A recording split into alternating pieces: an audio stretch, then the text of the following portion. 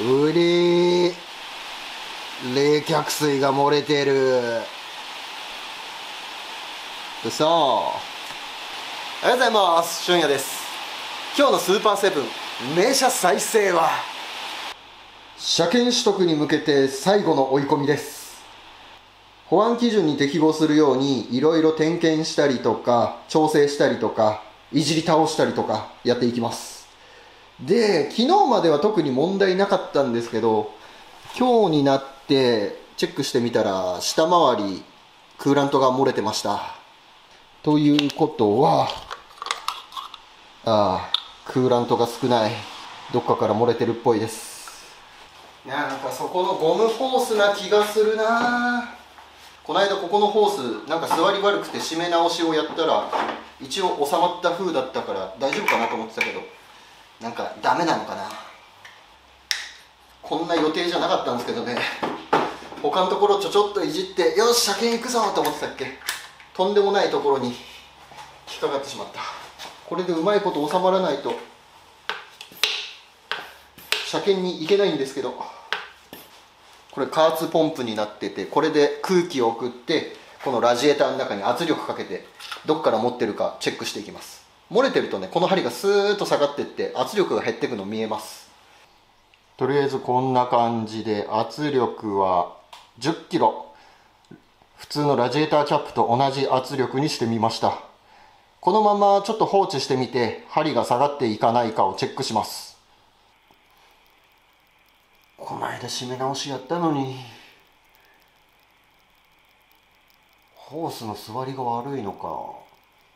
およそ5分で1キロ、0.1 キロか、0.1 キロぐらい下がりますね。結構漏れてる。5分で 0.1 キロって結構漏れてる。多分ここのホースが原因だと思います。何が原因かな。原因かなっていうか原因はここなんだけどな。問題は前回ここのホースバンド締め直ししたんだよな。座りが悪いかもって言って一回ちょっと合わせ直したんだけど、それでもダメっぽいですね。それ以外でなんで漏れてきちゃうんだろう。ホースも新品に変えたのに。ちょっと待てよ。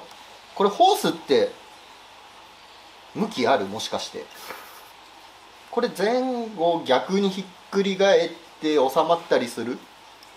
なんかそんな気するな。ホースの前後間違ってたかなと思ったけど、これ逆向きじゃつかないですね。そもそもつかない。ここの角度に合わせるとこっちのハウジング側が全然違う場所に来る。でさらにここの口のサイズ、こっちとこっちでサイズが違うから絶対にこっち向きでしかつかないですね。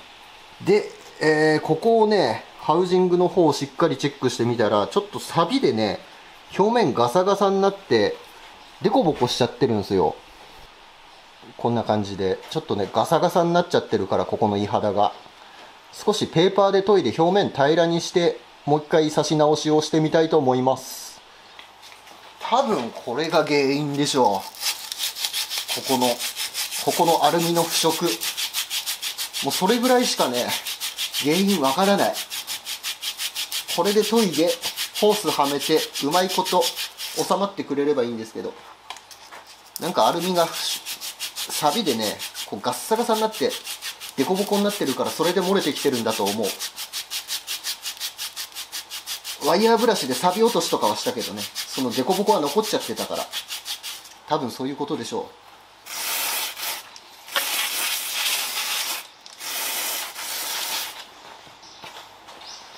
う。よいし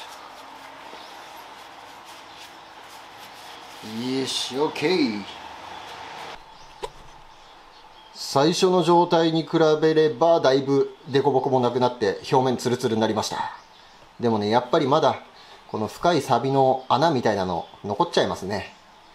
あんまり削りすぎると今度これの径が細くなって逆に漏れるかなと思って、ほんと表面ツルッとさせるぐらいまでしかやってないです。あんまり深追いはせず、このぐらいで様子見てみます。よいしょ。そしたらもう一回圧力かけてちょっとテストしてみます。これで収まるかな。収まってお願い。お、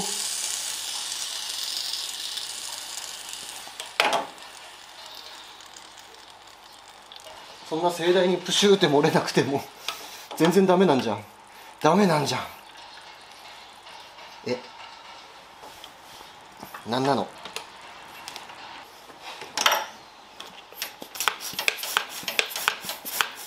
全然ダメじゃん。むしろ悪化した。削っちゃダメだった。でも相当ガッサガサだったからな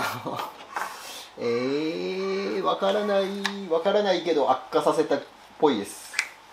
やっちゃいけないことをやったかもしれん。ホースバンドが原因かな。こっち今使ってたやつです。別のホースバンドがあるからちょっとこっちに変えて止めてみます。これで変わらなかったらもう禁断の手を使うしかない。頼む、これで止まってくれ。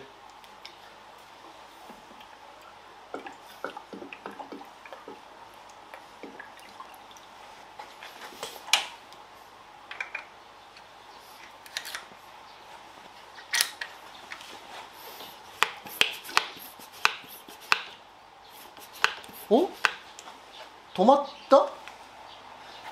止まったかも。ホースバンドが原因だったの。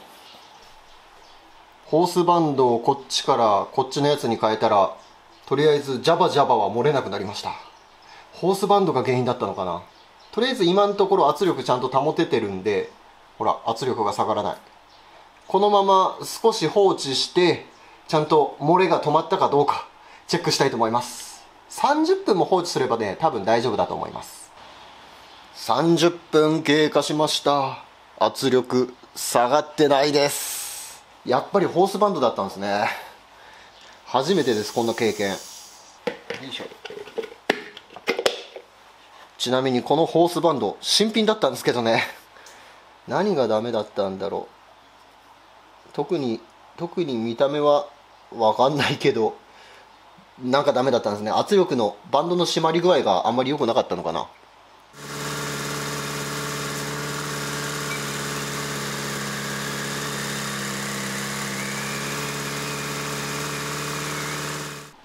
エンジンかけてみて、もしかしたらダメでもう一回外すかもしれないからってヒーターユニット固定していなかったし、スカットルも固定してないんで、この辺シーリング入れて作業を進めていきたいと思います。よいしょ。とりあえずスカットルリベットで固定しちゃいます。反対側も。ほんでヒーターコアを一回避けて、ここのパネルのつなぎ目とか、あとこことか、こういうところシーリング入れていきます。一応念のためダッシュだけはちゃんとして、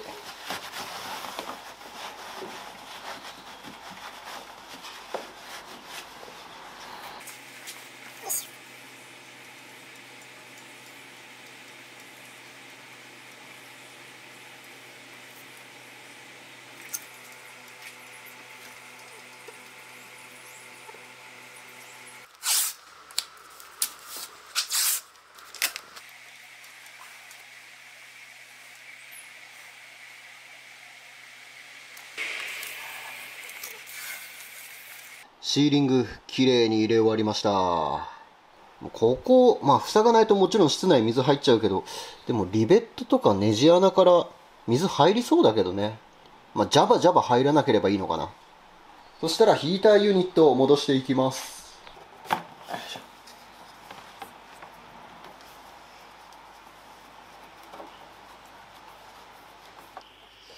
ヒーターコアの配線つなぎます。ただちゃんとつながるかどうかちょっと不安。ロー、はい、音量でかい。すごい。すごい。なんかちょっと音はやばそうだけどちゃんと動くから OK。 よし、そしたらこの辺チューブラリになってる配線も全部まとめちゃいます。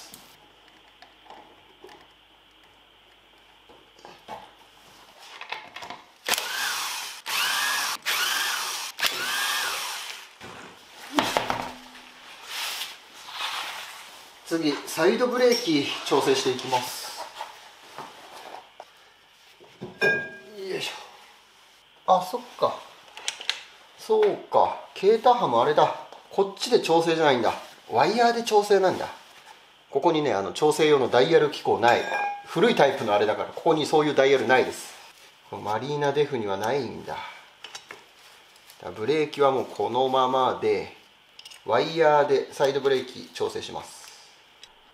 サイドブレーキここで調整します。こっちにドラムがあって、でワイヤーずっと来て、ここで固定されてるんですよね。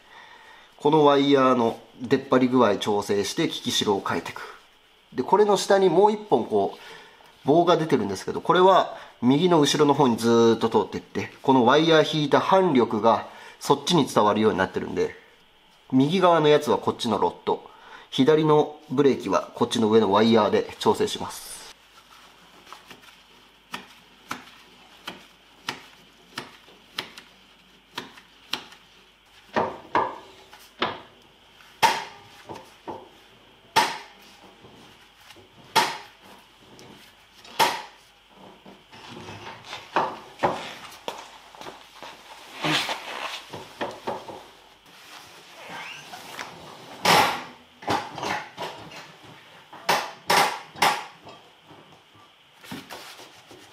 よし、 OK。 次はサイドマーカーつけていきたいと思います。これもともとこの車についてたやつで、こっち新しく買ったやつ。元のやつね、ちょっとスモークがかってて、フロントとリアとがオレンジなんでちょっとバランス崩れるかなと思って、オレンジ色のサイドマーカー買いました。これつけていきます。取り付ける場所はここ、もともとついてたのもここでした。この年式のケータハム、うちの車はね、ここにつけても問題ないです。よいしょ。いいね。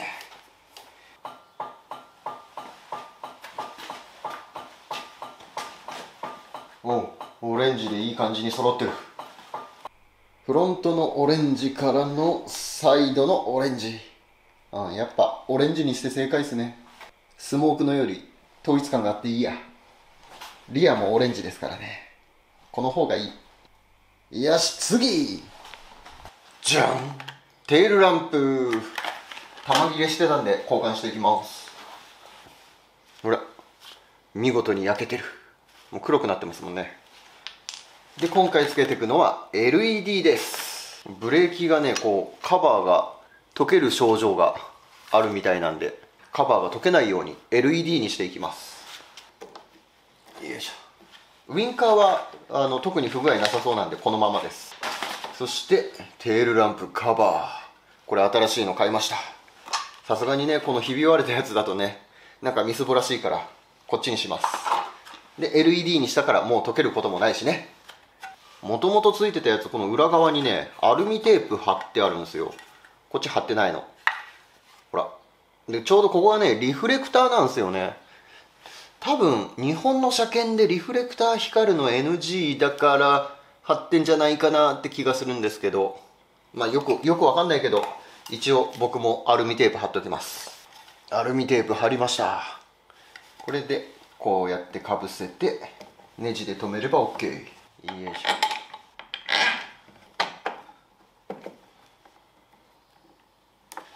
そしてついでにバックランプ、これも交換しておきます。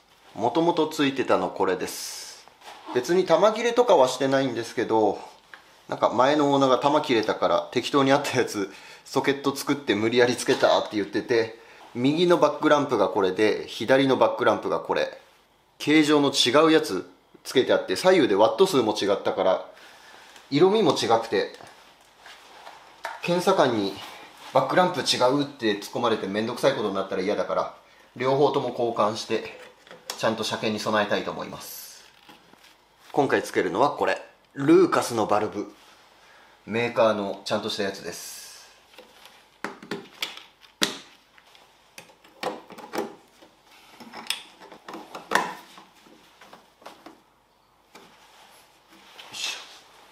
反対側も同じように LED のバルブをつけて、新しいテールランプカバー、裏側にはアルミテープ貼ってつけちゃいます。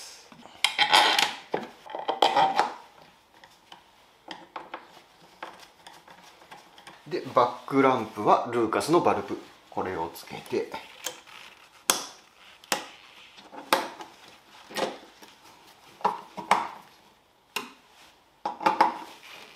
よし OK。 スモール、ブレーキ、おーいいね。お、バックランプついた。ちょっと暗くて見えないぞ、カメラ越し。あ、ついてるついてる。あら、左がついてない。あ、ついた。よいしょ。続いてワイパーゴム交換していきます。多分めったに使うことないけどね、なんだったら雨の日に乗りたくないぐらいだけど、でもゴムがねボロボロで、もう見た目がみすぼらしいからブレードだけ変えときます。よいしょ。え、ここって何、伸縮するの？え、そうなの？アーム伸びるらしいです。これちゃんとラッチがついてる。ほら、アームの方に溝切ってあって、すごい。こんなワイパーアーム初めて見た。ここにね爪が引っかかってるから、ちょっとアームをこうテンションかけて爪から浮かせてあげれば抜けますね。これうーしょ、取れた。これで新しいやつに差し込むだけと。よし、入った。そしてよいしょ。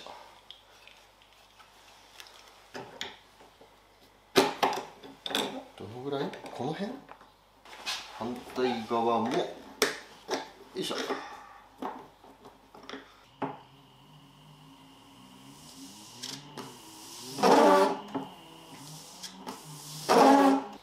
ウォッシャースプレーつけていきます。使うのはこれ理科室にありそうなポンプ、これをこのホースにこうやってつないで手動でウォッシャー液にします。とにかく車検だけ通しちゃいたいから、もともとついてた状態ですね。この車買ってきた時についてたこの手動ポンプでいきたいと思います。後でちゃんとね、ウォッシャータンクつけようかなとは思ってます。せっかくウォッシャーのボタンもあることだし、もうこれでウォッシャーの接続終了。このスカットルの裏側にねノズルの差し込み口があるんで、それとホースつないじゃえば、あとこれに水入れて手動でこう握るだけで、陸運局行ってウォッシャーって言われたらこれを握ります。おお、出る。でワイパー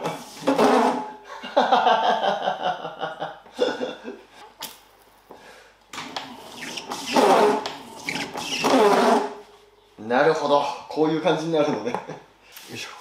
でエンブレム、もともとこれ車の側面についてたんですけど、これはねなんかこの辺につくみたいです。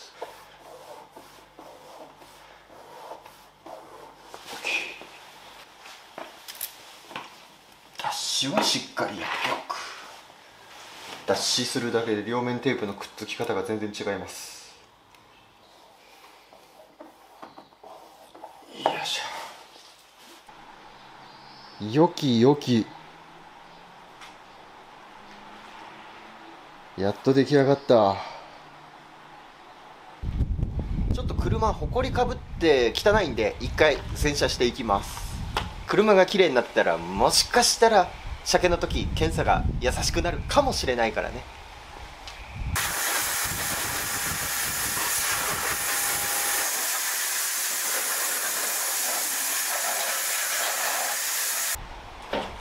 水の弾き具合はいいね。しっかり磨いただけのことはある。ついでにエンジンルームもさっと水流していきます。エアクリーナーとあとオルタネーターはねビニールで囲っときました。外車だからねちょっと気使ってビニール巻いてあります。それ以外はまああまり水かけない方がいい場所はかけないような、かけてもいい場所はガンガン洗っていくみたいな、そんな感じでやっていきます。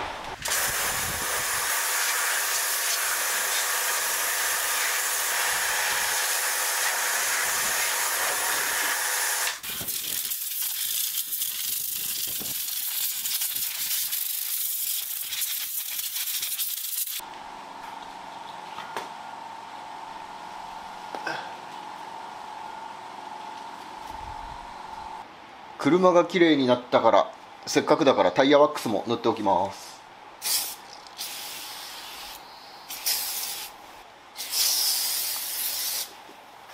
そしてスペアタイヤ、これもねワックス塗りました。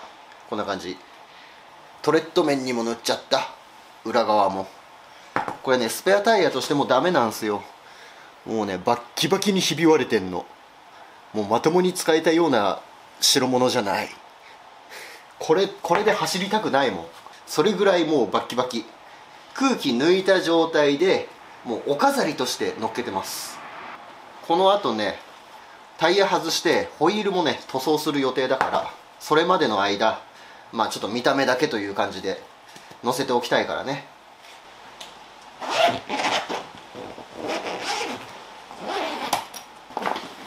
チャオ。これフォロー、ここね開くんすよ。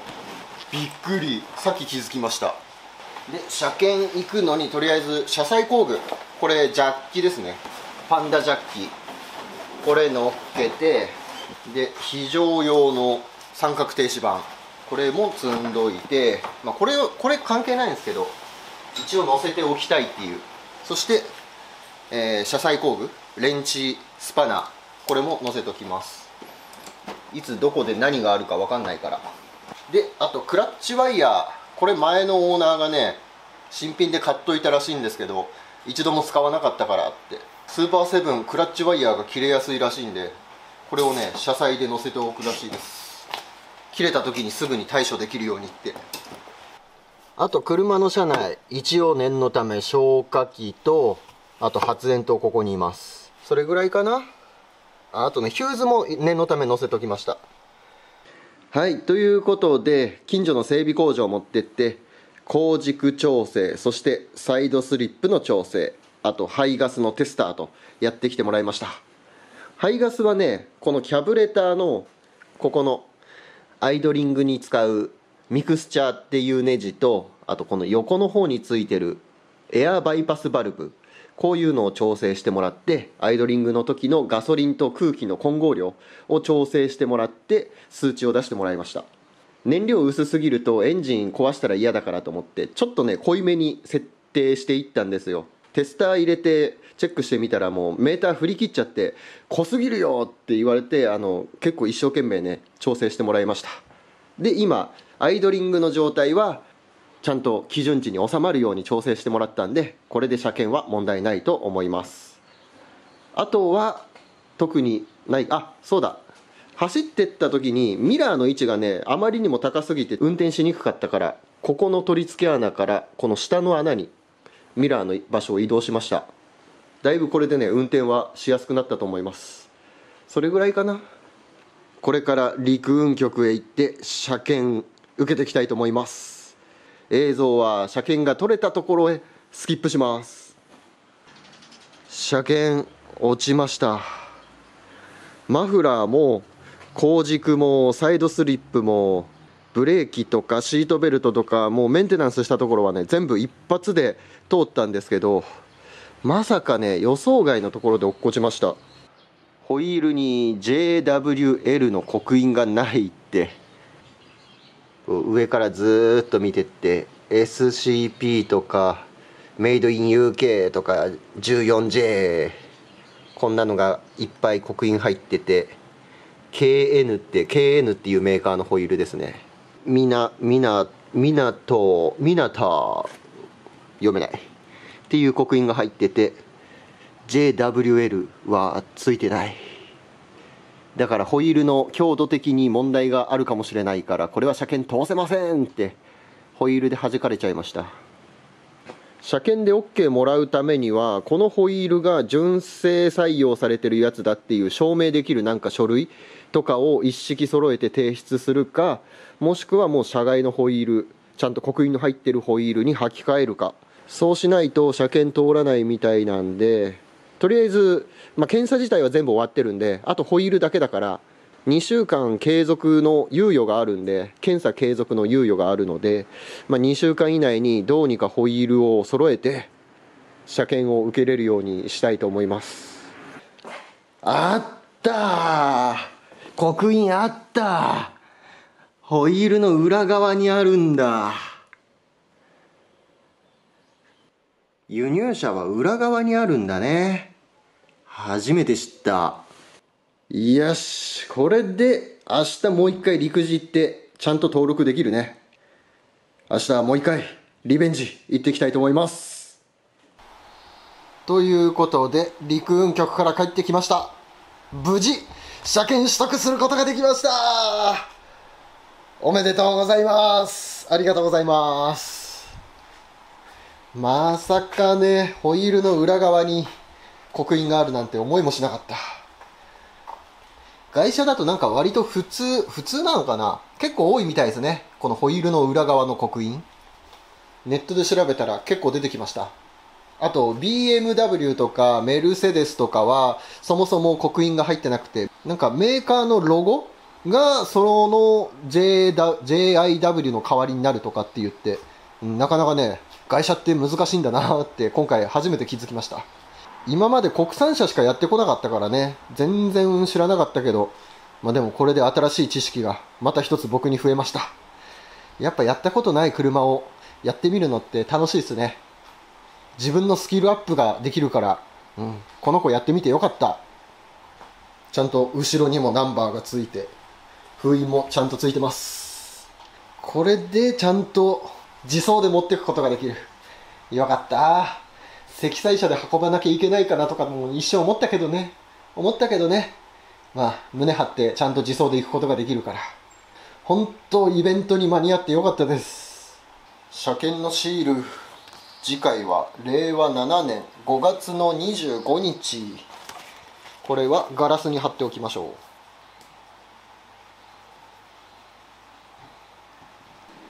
とりあえず車検受かることはできたけど、この車車検取るために結構すっ飛ばして作業やってきた部分がねたくさんあったんで、いろいろつけなきゃいけないものあったりとか、ボディの仕上げ磨きも入れなきゃいけないし、あとキャブレターのセッティングも取らなきゃいけないんですよ。一応走れる状態だし、アイドリングも排ガス規制にはちゃんと通ってるんだけど、ちゃんと走行しようとするとまだセッティング取れてないから、キャブレターのセッティングもやらなきゃいけないし、まだねやらなきゃいけないことはいっぱいあります。ということで、もうしばらくこのケータハムの作業動画続くと思うんで、引き続きご視聴よろしくお願いいたします。キャブセッティング撮ったら走行動画とかも撮りたいしね。まだまだ作業は続きます。最後までご視聴そう髪切ったんですよ。車検取るのにちょっと気合い入れて髪バッサリいきました。イベントあるからさ、ちょっと見た目良くしようと思って。はい、最後までご視聴ありがとうございました。また次回もご覧ください。バイ。